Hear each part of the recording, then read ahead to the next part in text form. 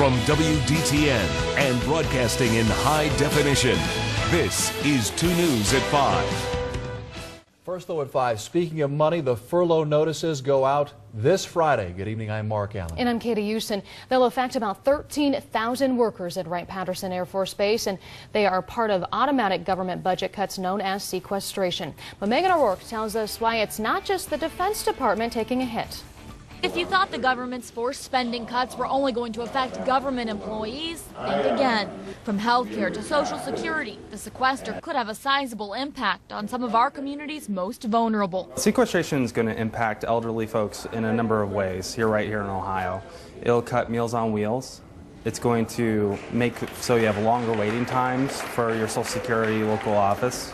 Some Social Security offices will be closed on some days. It'll make it more difficult if you have a disability or if you're retiring to get paperwork processed in a timely manner. It's that concern that brought local leaders together today for a community discussion on how the across-the-board cuts could affect area seniors and a safety net for the poor. That's going to cost folks money.